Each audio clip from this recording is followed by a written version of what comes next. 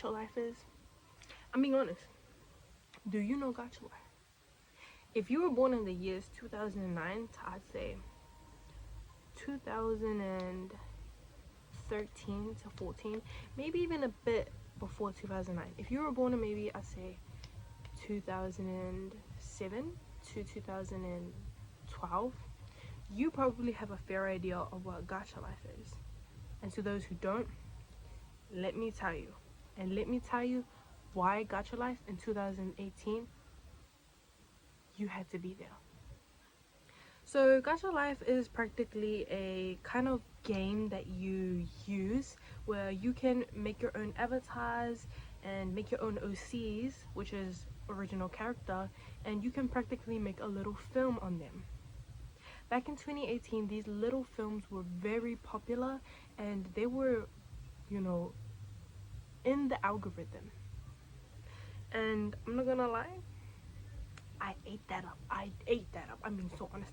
I ate gacha life up like it was breakfast, lunch, and dinner. There was a point where I was addicted to that stuff, and it's so crazy how this thing was allowed on YouTube and how it was directed to the audience of kids.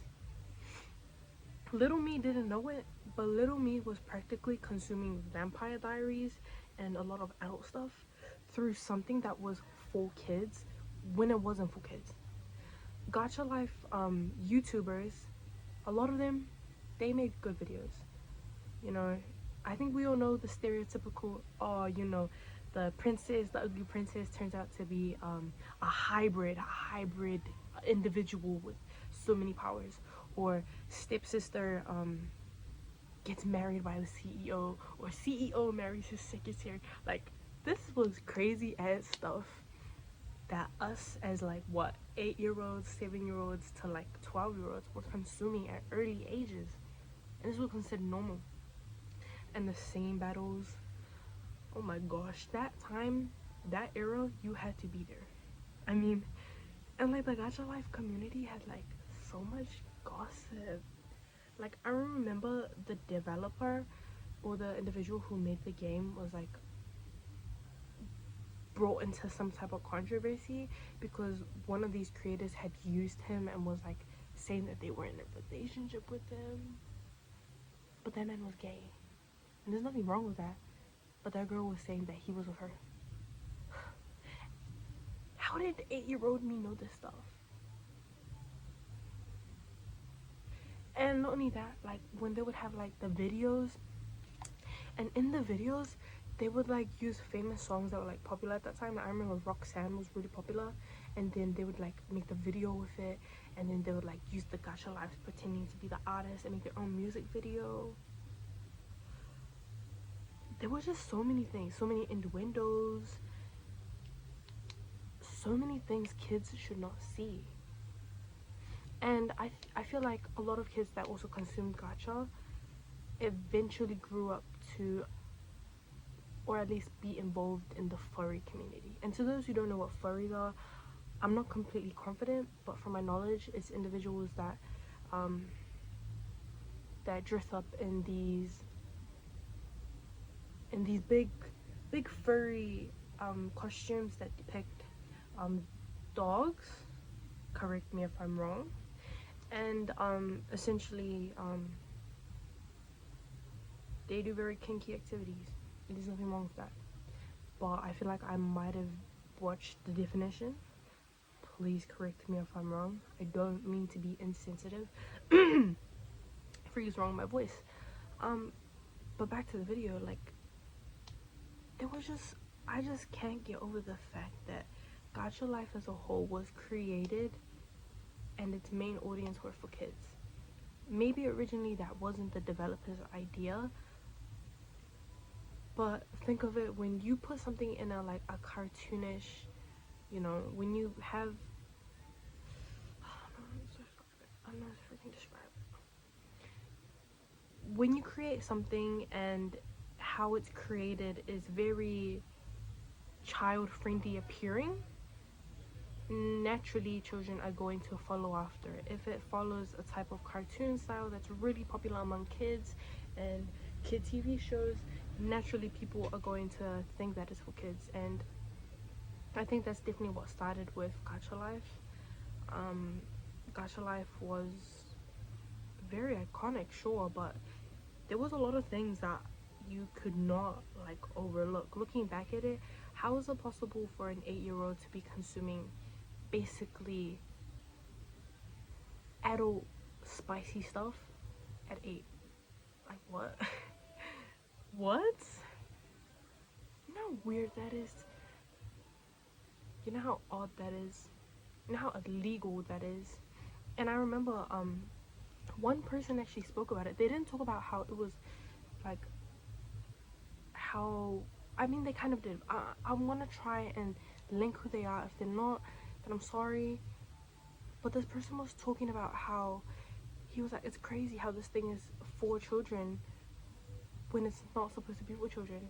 And he was telling, and he was like going through news articles and stuff. He was trying to figure out, has any other main like news stations or people that have like followings to be aware of that this is not friendly for your kids. And when he went across it, I think he only found one news station that was talking about it, and it was a Brazilian news station, and it was something about beware, this is dangerous, it's showing inappropriate things that kids are consuming, and that was just about it. There was only one article, one news thing that was actively broadcasting that was bad for your kids, and people were consuming it. And it was really popular. Like, it's actually so disgusting how popular these things were.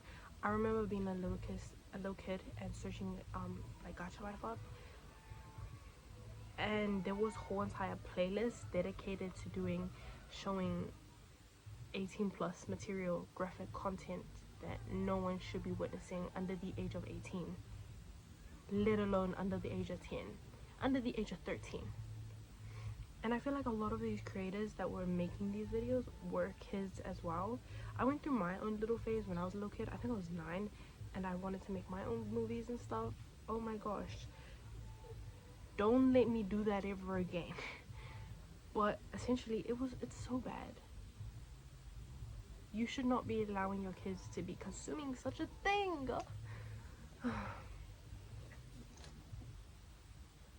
I feel like also consuming that content, it does strip part of your innocence. It strips part of your innocence because you're being exposed to something that you should not be exposed to as a young mind, as a young, vulnerable, still making and growing certain, like physically you're still growing, mentally you're still adapting. You haven't reached that point where you should be comprehending these things, and yet you are. My point is, we live in a society, especially nowadays, where stuff is just out there.